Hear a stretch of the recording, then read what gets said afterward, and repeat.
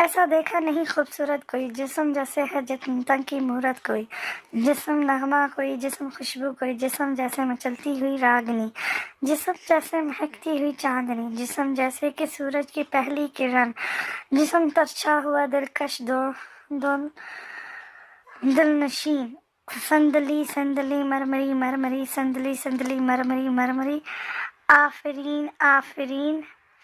اشعار کو روانی سے پڑھتے عدن بن حامد نے ستائشی نظروں سے قصور بنت محمد کو دیکھا۔ کیا جادو تھا اس کے سراپے میں کہ کوئی 2 منٹ بھی اس کو دیکھ نہ پاتا۔ وہ سورج کی مانند تھی جس کی کرن ہر اس آنکھ میں پانی بھر دے جو پوری شدت سے اس کے حسن پر نگاہیں ڈالے کھڑا ہو۔ عدن ایک آرٹسٹ تھا جو تصویروں کے لبادے میں اپنا تخلیل پیش کرتا تھا، مگر ہر تصویر کے کونے میں ایک لائن نمایاں ہوتی تھی: ون ڈے آئی ول۔ عدن ایک بات پوچھوں؟ اپنے چہرے پر جمی عدن کی نگاہوں کو ہٹانے کے لیے کسوہ نے بات بدلنا چاہی تھی۔ ہاں بولو، جواب بڑی ہی روانی سے آیا تھا۔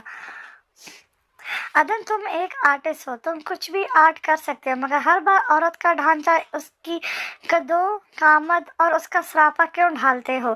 تم تو کچھ بھی بنا سکتے ہو نا، قدرت کے ان نظاروں پر کیوں کچھ تخلیل نہیں کرتے؟ ہاتھ میں پکڑا برش جس پر سرخ و سیاہ رنگ ایک ساتھ لگا ہوا تھا، پاس کھڑے پانی کے ٹب میں ڈالتے عدن نے گہرا سانس لیا، جیسے خود کو باور کروایا ہو کہ ابھی سانس باقی ہے۔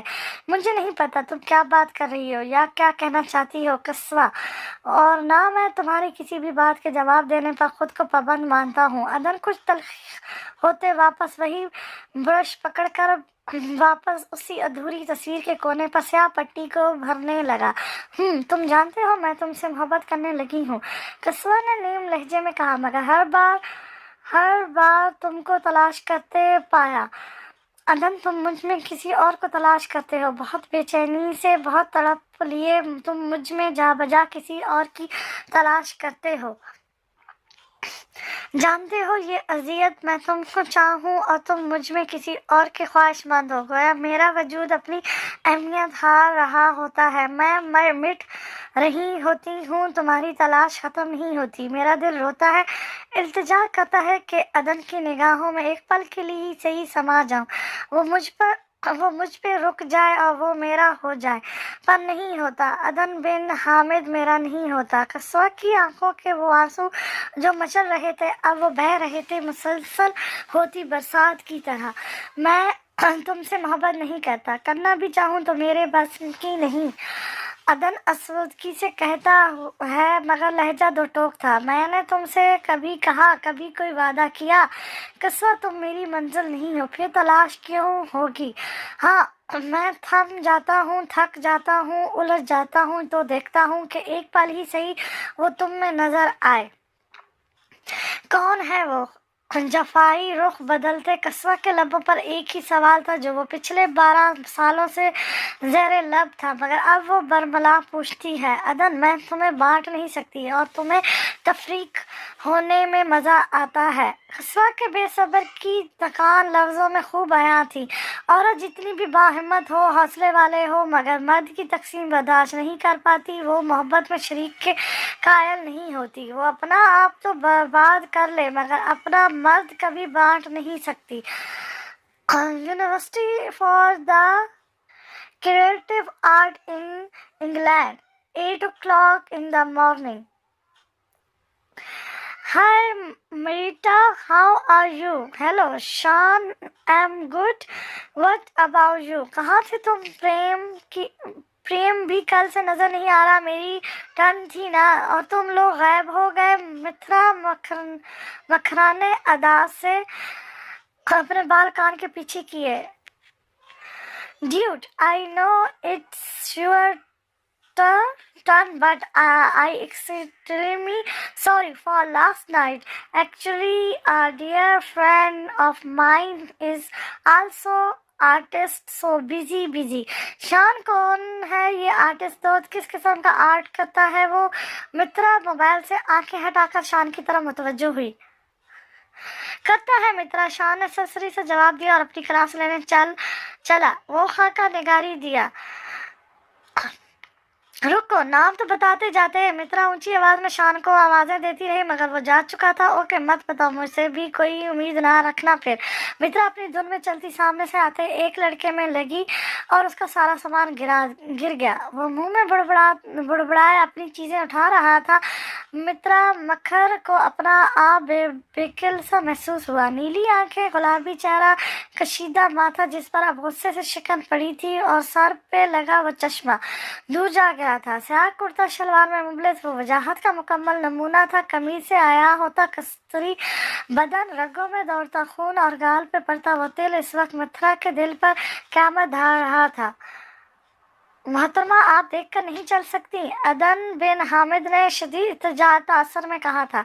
आई एम सॉरी मिस्टर। मित्रा मुंह खुले इसको देखती रही। वो नाम जानना चाहती थी, मगर अदन को जल्दी थी, सो वो पहलू से कब का निकल गया। खड़ूस है, मगर है कितना स्मार्ट। मित्रा, तुम्हारा पहला क्रश, वो भी ये बंदा। अक्कड़ है, शिकन है, मगर कितना जाजिब है, कितनी खुशनुमा महक है इसकी। या देवी माता बचा लेना।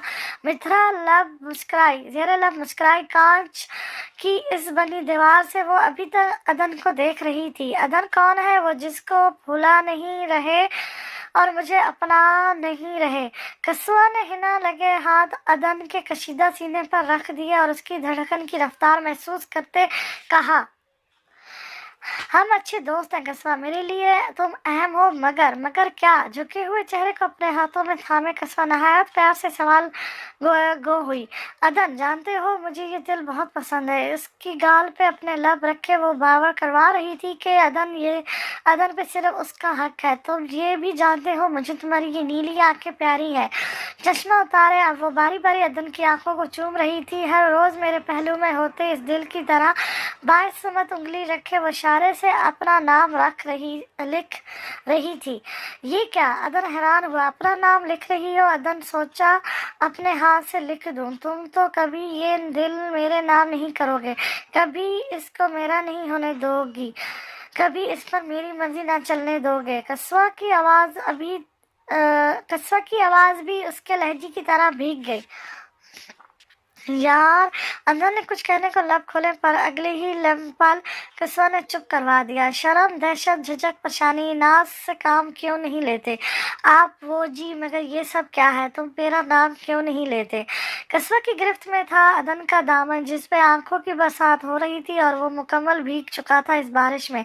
उसके सीने से लगी वो लड़की सिर्फ उसकी तलब थी, तो तवज्जो चाहती थी, मोहब्बत की मुतलशी थी, अपना हक चाहती थी। अपनी बाहों के दरमियान समाई कस्वा को अदन चाहते भी जुदा ना कर सका। वो जितना दूर जाता कस्वा को उतना ही खुद के पास पाता। क्या, क्यों, कब, बहुत से सवाल दिलो दिमाग में शोर मचाते, फिर भी वो जवाब देने के हक में नहीं था। मासूम चेहरा, रुखसार पे जमे आंसू, मुलायम होठ, जवाब जो अब सर्द हो गए थे, खुश्क पड़ गए थे। अदन काफी देर कस्वा को यूं देखता रहा, फिर कुछ झुका और अपने जलते होठ उसकी पेशानी पे रख दिए। आदत हो गई है तुम्हारी कस्वा, मोहब्बत का दावा नहीं कर सकता, मगर तुम्हारे बगैर रह भी नहीं सकता। सोई कस्वा के बालों में हाथ फेरते वो मध्यम लहजे में सरगोशियां कर रहा था। मित्रा मक्खर का तलक लखनऊ से था। आर्ट से मोहब्बत थी तो सब कुछ छोड़कर अपना शौक पूरा करने चली आई। प्रेम से मंगनी करना इसकी जाती ख्वाहिश ना थी, मगर वालिदैन के लिए मान गई। प्रेम इंग्लैंड में रहता था, सो इसको अपने शौक ख्वाहिश का पूरा होना नजर आया। इसके मित्रा साथ आ गई। अब प्रेम और मित्रा एक ही घर में रहते थे, मगर दुनिया अलग अलग थी। दोनों की, एक को चांद चाहिए था तो दूसरा सितारों से लगाव रखता था। साथ चलने वाले एक ही मंजिल के मुसाफिर नहीं होते। कोई राह में कायम होता है तो किसी का सफ़र वैसे ही तमाम हो जाता है। किसी को 2 कदम पे मंजिल मिल जाती है तो कोई दिन रात तलाश में रहता है। कुछ ऐसा ही तलक प्रेम और मित्रा का था। साथ होकर भी साथ नहीं, दोनों एक दूसरे के साथ होकर भी अलग तलाश में रहते। मजबूरी में तलक कायम हो सकता है, मगर उल्फत नहीं। वक्त दरकार होता है दिल की जमीन पे बहार लाने को। अदन बिन हामिद से मित्रा की मुलाकात अचानक हुई थी, मगर एक यकतरफा चश्म से जो दिल में लहर दौड़ी थी, वो इकरार जो बेसुकूनी को अरूज ले रहा था। मुश्किल था इस कैफियत से इनकार करना, इस मनाज़र से इनकारी होना गोया मुमकिन ही नहीं था। चाय का कप बड़ा ठंडा हो गया। प्रेम ने दोबारा मित्रा को आवाज़ दी थी, मगर वो खोई सी किस जहाल में नंगे पांव गरम रेत पर चल रही थी, वो खुद भी ना जान सकी। बेतरतीब सी बंदी अब तरतीब चाहती थी। पास पड़ा फोन उठाया, शान का नंबर मिलाया और मुलाकात का कहकर छट से कॉल बंद कर दी। किसकी कॉल थी? अदन चाय का कप होठों से लगाए सिप लेने लगा जब ठहर गया। मित्रा की कॉल थी। मैंने बताया था ना, मेरी दोस्त है, वो भी आर्ट की दीवानी है, तुमसे मिलना चाहती है। मैंने कल तुम्हारे बारे में बताया था, बहुत खुश हुई जानकर। शान ने बेनियाजी राज खोल दिया, मगर राज था भी कौन सा? वो हिंदू है। अदन ने कलम की नोक पर उंगली फेरते पूछा। हाँ, वो हिंदू है, मगर बहुत अच्छी लड़की है। शाम ने गवाही दी। चलो मिलकर पता चलेगा। मैं वैसे भी परसों वापस जा रहा हूँ। मुझे ये जगह, ये महल बहुत इस्तराब में रखे हुए है। अदन ने गहरा सांस खारिज करते कहा था, एक तो तुम्हारी ये बेरुतबा जिंदगी मुझे समझ नहीं आती। अदन, तुम क्यों एक जगह एक मकाम पर रुक नहीं जाते? किस चीज की कमी है जो सुकून नहीं मिलता तुमको? शान खफा होते बोला, जरूरी तो नहीं सुकून में ही सुकून हो, मुझे बेसुकूनी में मजा आता है। मेरा दिल मुझे कहीं कायम नहीं रहने देता और दिमाग किसी एक जगह पे ठहर नहीं जाता। निगाह को नजारे चाहिए और उंगलियों को रंग। अदन ने खुद को चंद लाइन में बयान कर दिया। शान बस देखता रह गया। कभी किसी को मुकम्मल जहां नहीं मिलता, कहीं जमीन कहीं आसमान नहीं मिलता। तमाम शहर में ऐसा नहीं खलूस ना हो, जहां उम्मीद हो उसकी वहां नहीं मिलता। कहाँ चराग जलाएं, कहाँ गुलाब रखें। छतें तो मिलती हैं लेकिन मकान नहीं मिलता। ये क्या अजाब है, सब अपने आप में गुम है। जबान मिली है मगर हम जबान नहीं मिलता। चराग जलते ही बहनाई बुझने लगती है। खुद अपने घर पे ही घर का निशान नहीं मिलता। मित्रा मक्खर के अशार काफी थे अदन की तवज्जो हासिल करने को। शायरी भी अजीब जबान रखती, दिल नहीं जख्मों की दुकान रखती है। जब दो लोगों की सोच एक तौर पर हो जाए तो गुफ्तगू का अलग ही असमा होता है। हाय, मित्रा ने हाथ तो बढ़ाया। हेलो, अदन ने सामने छाए हाथ की उंगलियों को छूकर कहा। दोनों को पहली मुलाकात याद आ गई थी। मित्रा के चेहरे पर मुस्कान थी। इसका अंदाज दुरुस्त था कि अदन ही शान का दोस्त है, जबकि अदन कश्मकश में था अपने लहजे की वजह से। मित्रा ने गुज़श्ता दिन पे माजरत चाही तो अदन ने भी अपनी बेरुखी पे इजहार माफ़ी की।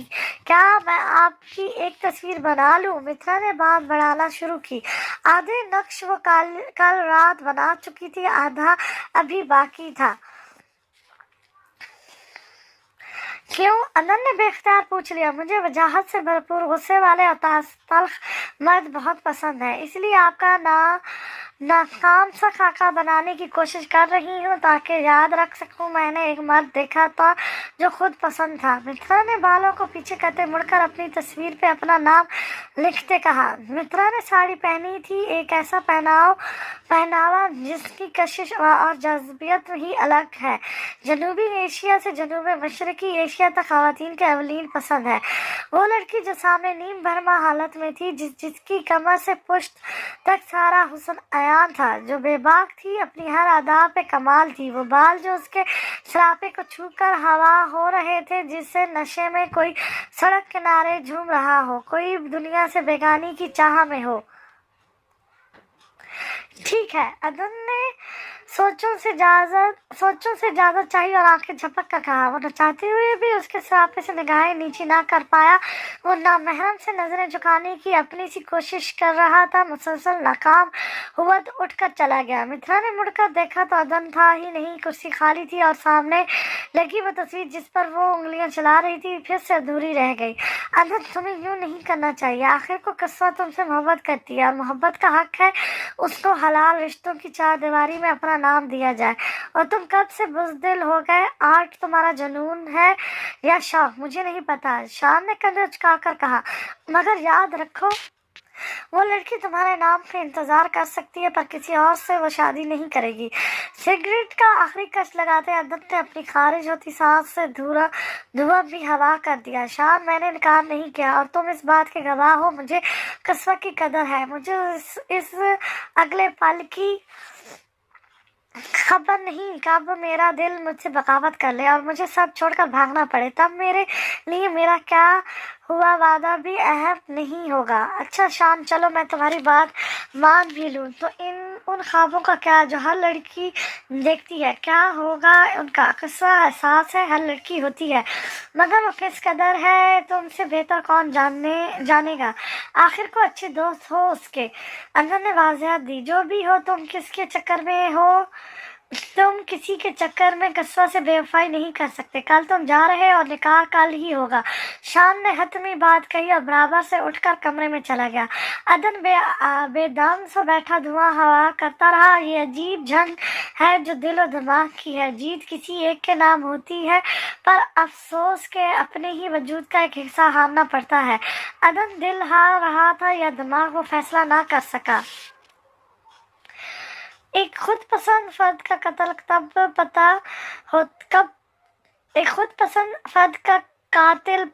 کب ہوتا ہے؟ جب وہ کسی اور کو اپنا سا محسوس کرے۔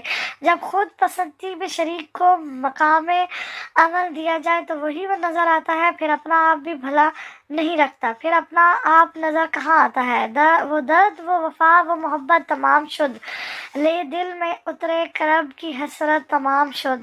اب رابطہ ایک نیا مجھے آوارگی سے ہے، پابندی خیال کی عادت تمام شد۔ جائز تھی یا نہیں تیرے حق میں تھی مگر، کرتا تھا جو کبھی وہ کالا تمام شد۔ وہ روز روز مرنے کا قصہ ہوا تمام، وہ روز دل کو چیرتی وحشت تمام شد۔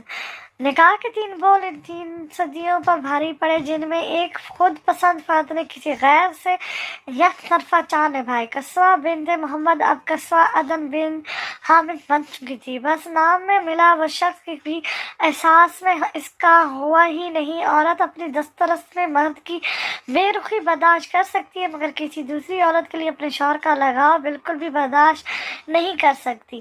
قصوہ نے عدن کو حصوں میں پایا تھا، وہ ایک حصہ جو دل تھا وہ ابھی تک پہنچ سے دور تھا۔ لاکھ ہاتھ پاؤں مارے بغیر ہار ہوئی۔ اب تو جس طور عدن تھا اس نے قبول کر لیا۔